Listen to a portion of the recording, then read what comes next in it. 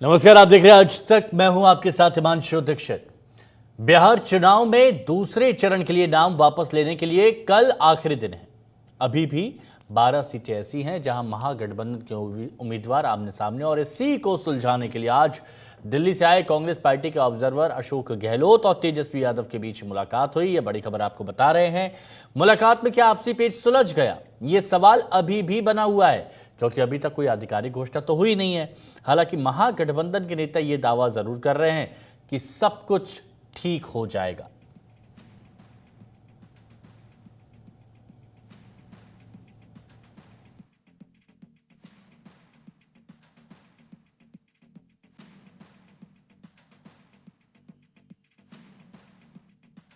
To 43 सीटें यहाँ पर है। 243 सीटों में 5-7 सीटों में तो थोड़ा कंफ्यूजन हो जाता है, केवल फ्रेंडली फाइट भी होती है। उसमें कोई ज़्यादा इसको आपको बहुत सीरियस लेना नहीं चाहिए। ऐसा माहौल बना दिया पूरे प्रदेश में, महागठबंधन में झगड़े हो गए हैं। कोई झगड़ा नहीं है, सब मिलके ही कैंपेन करेंगे, सब मिलके ही काम करेंगे और जीत के आएंगे। ये माहौल बना। अशोक गहलोत आए थे मामले को सुलझाने के लिए, लेकिन वो कह रहे हैं कि नहीं, ऐसी कोई बात नहीं है। कुछ सीटों पर फ्रेंडली फाइट हो सकती है, लेकिन जब फाइट है चुनावों के वक्त पर तो वो फ्रेंडली कैसे हुई, ये सवाल पूछे जा रहे हैं। तो वहीं बीजेपी गठबंधन, बीजेपी जिस तरह से निशाना साध रही है महागठबंधन पर, बीजेपी का कहना है कि ये आपस में ही उलझे हुए हैं। कांग्रेस ने अपने विशेषज्ञ महानुभाव और राजस्थान के पूर्व मुख्यमंत्री श्री अशोक गहलोत जी को बुलाया है, ऐसी मीडिया में खबर है। अशोक गहलोत जी की बहुत जबरदस्त एक्सपर्टीज है गठबंधन में, क्योंकि राजस्थान में जब वो सरकार चला रहे थे तो बहुजन समाज पार्टी के 6 विधायकों ने बिना शर्त समर्थन कांग्रेस को दिया था और वो 6 के 6 हाथी निकल गए थे। तो मुझे लगता है महागठबंधन के सहयोगियों को पूरा संकेत है कि आने वाले समय में कांग्रेस की कारगुजारियां क्या हो सकती है।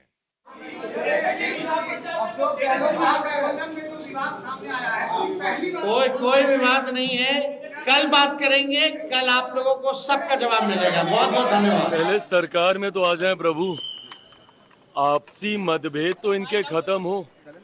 जिस तरीके से in fighting with in the alliance चल रही है महागठबंधन में, और जिसकी वजह से महागठबंधन पूरी तरीके से कोलैप्स हो गया, उसके बाद भी अगर इनको ऐसा लगता है कि ये सत्ता में आएंगे, तो मुझे लगता है कि ये मुंगेरी लाल के हसीन सपने जागते हुए भी ये लोग सपने देखने का काम कर रहे हैं। आज इतने दिनों के बाद तो इनको याद आया कि बिहार में चुनाव चल रहे हैं और मीडिया को आके कम से कम हम संबोधित करें और हम बताएं कि हम और क्या सोच रख रहे हैं। 243 सीटें हैं। इतने बड़े महागठबंधन में 5-10 सीटों पर विवाद होना कोई नई बात नहीं है। किसी भी प्रदेश में अगर अलायंस होगा तो हो सकता है कुछ सीटों पर आप पर ना इत्तेफाकी हो, पर जो मीडिया में बहुत ज्यादा ही आ गया, ऐसा आ गया कि पता नहीं क्या हो गया है, गठबंधन का क्या होगा, ऐसी स्थिति है नहीं। तमाम काम बहुत स्मूथली चल रहे हैं। आपको खुद को महसूस होगा 1-2 दिन के अंदर जो भी कंफ्यूजन है तमाम सब स्पष्ट हो जाएंगे। बंटवारा हुआ कहाँ है? अभी तक हुआ क्या? आप लोग को जानकारी है क्या? महागठबंधन में सिर फुटौल हो रहा है। एक के कैंडिडेट के खिलाफ दूसरा कैंडिडेट लड़ रहा है, इसलिए बंटवारा तो हुआ ही नहीं है। हम लोगों का 243 उम्मीदवार पूरे बिहार में सभी जगह लोग नॉमिनेशन कर रहे हैं, एक गठबंधन के तहत चुनाव लड़ रहे हैं।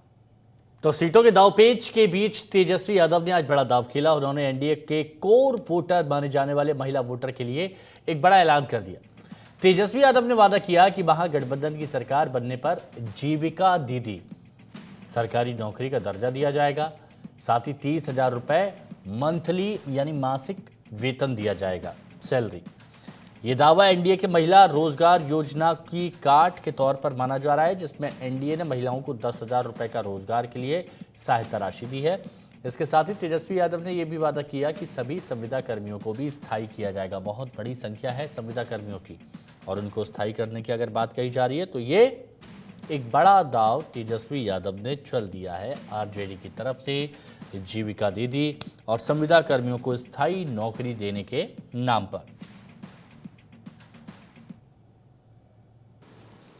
जितने भी संविदा कर्मी हैं, चाहे किसी भी मंत्रालय के हों, आउटसोर्स्ड हो, जिला में हो, हमारी घोषणा ये है कि प्रदेश में कार्यरत सभी संविदा कर्मियों को स्थायी किया जाएगा। बिहार के विभिन्न विभागों में बेल्ट्रॉन जैसी विभिन्न एजेंसियों के माध्यम से संविदा पर काम कर रहे संविदा कर्मियों के लिए ये ऐतिहासिक निर्णय हम लोगों ने लिया है और ये जरूर हम लोग करेंगे। शारीरिक, मानसिक और आर्थिक तौर पर जो झेल रहे हैं ये संविदा कर्मी,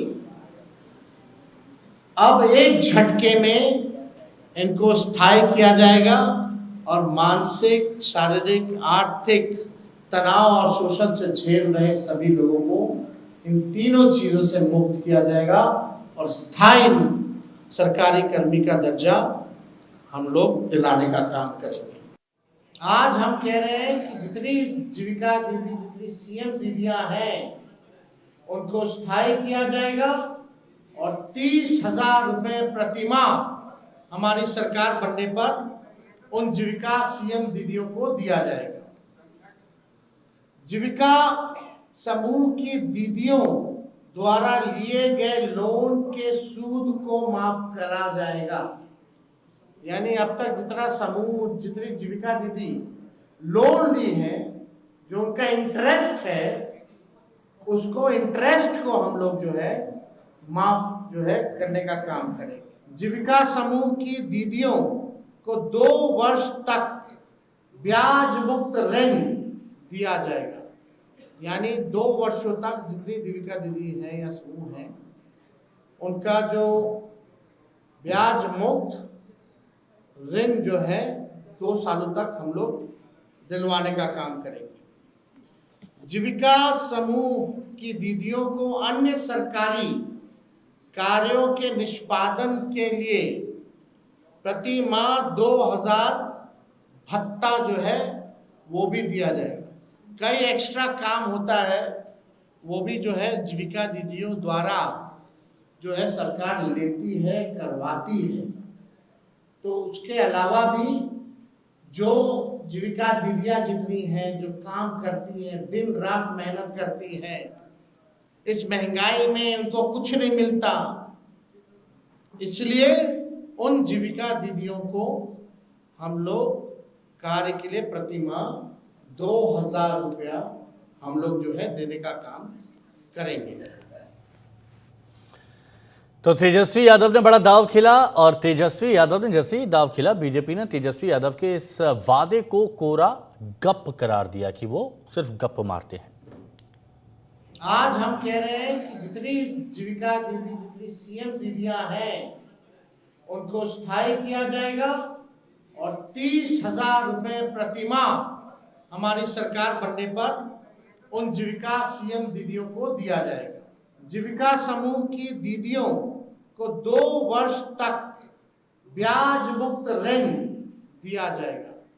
यानी 2 वर्षों तक जितनी जीविका दीदी हैं या समूह हैं, उनका जो ब्याज मुक्त ऋण जो है 2 सालों तक हम लोग दिलवाने का काम करेंगे। जीविका समूह की दीदियों को अन्य सरकारी कार्यों के निष्पादन के लिए प्रति माह 2,000 भत्ता जो है वो भी दिया जाएगा। ये लोग गप मारने लोग हैं। पहले कहा कि 2,70,00,000 लोगों को सरकारी नौकरी देंगे। आज जिस बात की चर्चा वो कर रहे हैं, 15 साल तक उनके पिताजी माताजी ने बिहार को लूटा, बिहार की जनता देखी है। पूरे परिवार ने 1 लाख लोगों को भी सरकारी नौकरी नहीं दिया। ये पूरा बिहार जानता है, ये लोग गप मारने वाले लोग हैं और ये लोग सिर्फ सपना दिखा सकते हैं। चुनाव के समय याद होता है, चुनाव के बाद याद नहीं रहता। कई एक्स्ट्रा काम होता है, वो भी जो है जीविका दीदियों द्वारा जो है सरकार लेती है, करवाती है।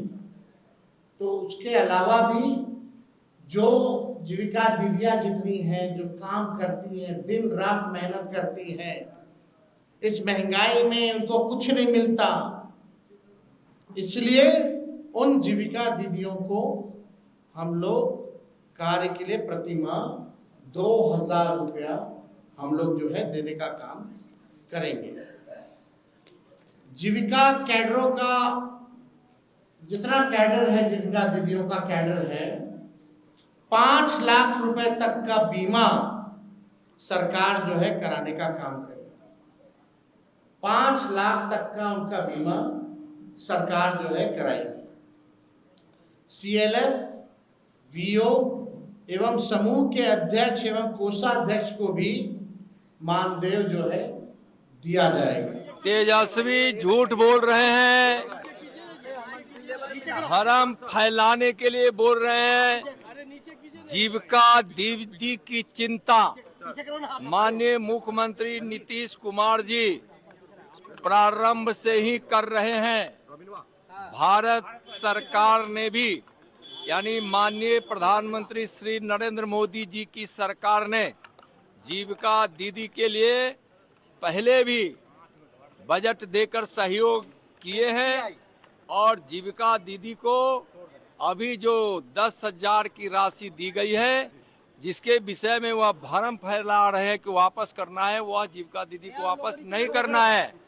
और जीविका दीदी के हाथों में जो रोजगार यहाँ एनडीए की सरकार बिहार में, नीतीश जी की सरकार जो बिहार में पहले से दी है, वह रोजगार से जीविका दीदी के जीवन में, उनके परिवार के जीवन में खुशियां आई है और आगे भी जीविका दीदी के लिए जो भी करना होगा यहाँ बिहार की एनडीए सरकार करेगी।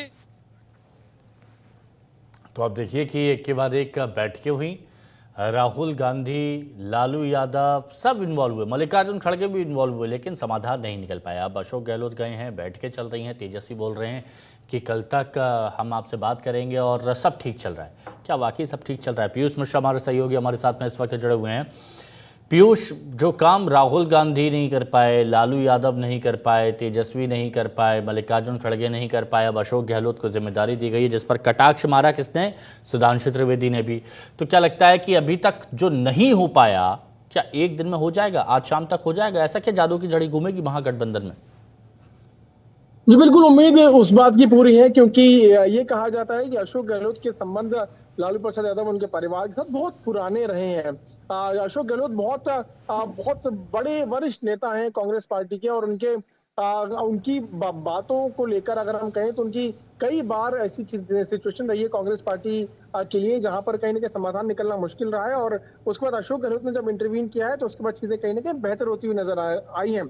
आपको बता दें कि अशोक गहलोत को कांग्रेस के अध्यक्ष के लिए भी मनोनीत करने की बात चल रही थी, लेकिन अशोक गहलोत ने राजस्थान के मुख्यमंत्री पद की जो कुर्सी थी, जो मुख्यमंत्री की कुर्सी थी, वो नहीं छोड़ी, क्योंकि उस वक्त सबसे बड़े दावेदार सचिन पायलट आ गए थे। तो इसलिए अगर अशोक गहलोत मुख्यमंत्री की पद राजस्थान से छोड़ देते तो जरूर वो कहीं ना कहीं कांग्रेस पार्टी के अध्यक्ष होते। तो उनके अंदर वो काबिलियत है, उनके अंदर पीपल टू पीपल कनेक्ट और किस तरह से बातें की जाती हैं और किस तरह से राजनीतिक स्ट्रैटेजीज बनाई जाती हैं, वो काबिलियत है अशोक गहलोत के अंदर, और इसीलिए उनको दिल्ली से कांग्रेस पार्टी के नुमाइंदे के तौर पर भेजा गया है। किसी और नेता को भी भेजा जा सकता था, चाहे मल्लिकार्जुन खड़गे, राहुल गांधी, कई ऐसे वरिष्ठ नेता हैं वो आ सकते थे, लेकिन अशोक गहलोत जो कि जादूगर भी कहे जाते हैं, वो कहीं ना कहीं अब कांग्रेस पार्टी को उम्मीद है कि वो अपना जादू चलाने वाले हैं। और तेजस्वी यादव को कई ऐसी सीटें, लगभग 11 ऐसी सीटें हैं जहां पर न सिर्फ आरजेडी के प्रत्याशी खड़े हुए हैं, बल्कि लेफ्ट के प्रत्याशी भी कई ऐसी सीटों पर खड़े हुए हैं कांग्रेस के खिलाफ। वहां पर अशोक गहलोत मनाने में सक्षम होंगे, ऐसा कांग्रेस पार्टी के आलाकमान को लगता है। उम्मीद यही जताई जा रही है कि आज तेजस्वी यादव ने जब प्रेस कॉन्फ्रेंस की तो उस पर उन्होंने कहा कि कल हम प्रेस कॉन्फ्रेंस करने वाले हैं, महागठबंधन के जो दल हैं वो करने वाले हैं, जिसमें कि वो कहीं ना कहीं चीजें क्लियर कर देंगे। तो उम्मीद यही जताई जा रही है कि आज की बैठक के बाद कल कहीं ना कहीं पिक्चर साफ होती हुई महागठबंधन की नजर आएगी। और ये भी हो सकता है कि कुछ जगहों पर जहां पर फ्रेंडली फाइट्स हो रही हैं, वहां पर अपने अपने जो प्रत्याशी हैं वो या आरजेडी वापस लेगी या कांग्रेस वापस लेगी या लेफ्ट के सहयोगियों को कहा जाएगा कि वो अपने प्रत्याशी का नाम वापस ले, क्योंकि कल एक बहुत महत्वपूर्ण दिन है। कल 23 तारीख है और शाम 3 बजे तक ही का समय है कि आप अपना नाम वापस ले लें। और उससे पहले ये बैठक आज बहुत महत्वपूर्ण है और उम्मीद ये जताई जा रही है कि कल की प्रेस कॉन्फ्रेंस में कहीं ना कहीं महागठबंधन एक सशक्त बल के तौर पर, एक सशक्त गठबंधन के तौर पर बिहार में उभर के सामने आएगा। पीयूष, देखिए फ्रेंडली फाइट तो एक झूठा शब्द है, इसमें फ्रेंडली कुछ नहीं होता है। और ये वाली बात ये बड़े नेता भी जानते हैं कि फ्रेंडली तो कहीं पर कुछ नहीं है, बस ये अपने आप को एक दिलासा देने के लिए कह रहे हैं कि फ्रेंडली फाइट, लेकिन जानते हैं कि जहां पर फ्रेंडली फाइट होगी वहां पर सीधे सीधे एनडीए को फायदा मिलेगा।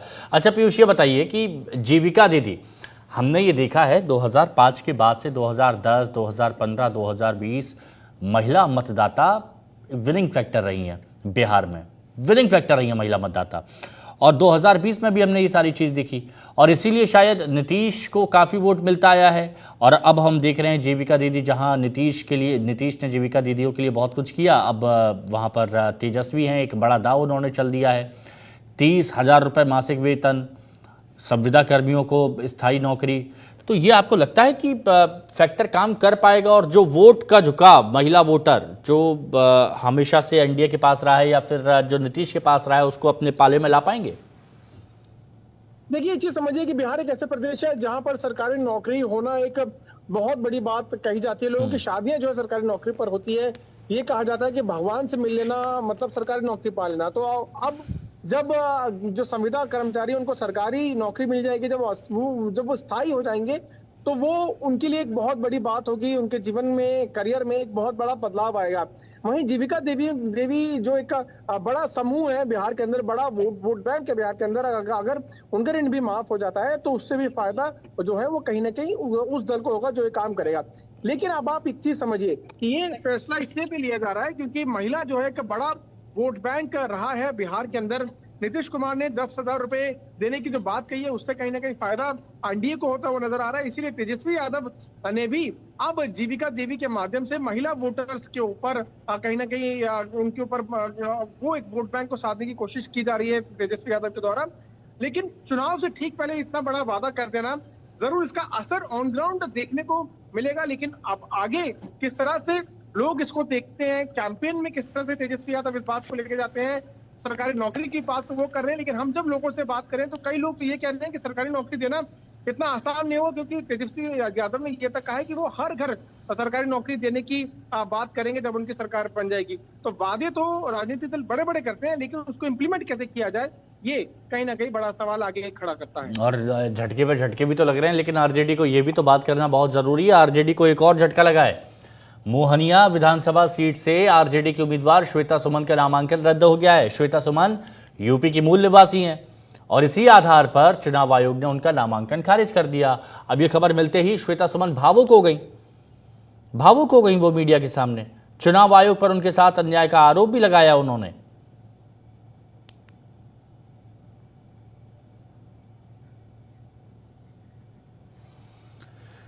तो बिहार चुनाव में महागठबंधन की मुश्किलें कम हो नहीं रही। एनडीए ने एड़ी चोटी का जोर लगा दिया। महागठबंधन सीटों की पहेलियां अभी तक सुलझाने में लगा है, जो और उलझती जा रही हैं। लेकिन एनडीए चुनावी प्लान में काफी आगे निकल गया है।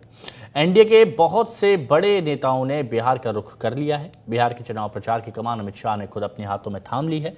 कल से अगले 4 दिन यानी 96 घंटे अमित शाह बिहार में गुजारेंगे और एक दिन बाद यानी 24 अक्टूबर को पीएम मोदी की रैली है। नीतीश कुमार भी लगातार मोर्चे पर मुश्तैद हैं। हाँ हम बिहारी हैं जी, थोड़े संस्कारी हैं जी। हाँ हम बिहारी हैं जी, थोड़े संस्कारी हैं जी। बीजेपी की तैयारी दिख रही है। स्क्रिप्ट फाइनल है, किरदार तय हैं और अब एक्शन से भरपूर सीरीज शुरू होने जा रही है। मनोज तिवारी सिंगर हैं, एक्टर हैं, तो एक किरदार उनका भी है। ये वीडियो उसी किरदार का हिस्सा है। भट्ट जैसे ज्ञानी, ये धरती अशोक वाली, जनती है ये वीर बलशाली, उस बंजर को सींचा करते हैं। इस हफ्ते बीजेपी की बड़ी तैयारी आपको पूरे बिहार में दिख जाएगी, जब एक के बाद एक बीजेपी के महारथी पूरी ताकत से मोर्चे पर उतरे दिखेंगे। आज नीतीश कुमार की गोपालगंज में 2 रैलियां हैं। कल यानी 23 अक्टूबर से अमित शाह 4 दिन बिहार में गुजारेंगे। 4 दिनों में अमित शाह बिहार में 5 रैलियां करेंगे। परसों यानी 24 अक्टूबर को पीएम मोदी की समस्तीपुर में रैली है। बीजेपी के प्रचार का यही अंदाज उसे दूसरों से आगे करता है। बीजेपी अपनी पूरी ताकत झोंक देती है और विरोधियों के लिए मुकाबला सख्त बना देती है। इस बार भी ऐसा ही हो रहा है। बीजेपी के साथ साथ नीतीश भी अब फुल एक्शन में हैं। तमाम अटकलबाजियों के बीच कल नीतीश मुजफ्फरपुर में चुनावी मंच पर दिखे। तो हम आपसे यही कहेंगे कि सब कुछ जितवाइए। और देखिए, वो लोग गड़बड़ किया, वो लोग कोई काम किया है जी। अरे 2 बार तो हम लोग पटिया वाला 1.5 महीना के लिए बेमतलब का कुछ लोग तो हम तो हटवाए, हमको सब गड़बड़ करता। तो क्या करता है? वो सब कमाता है, समझ गए ना? कोई काम नहीं है, इसलिए वो सब कोई ध्यान रखिए। पूरे तौर पर उन लोगों का कोई काम नहीं है। और यहां से देख रहे हैं, कोई इधर उधर ले रहा है, सबका सब लोगों के हित में काम हो रहा है।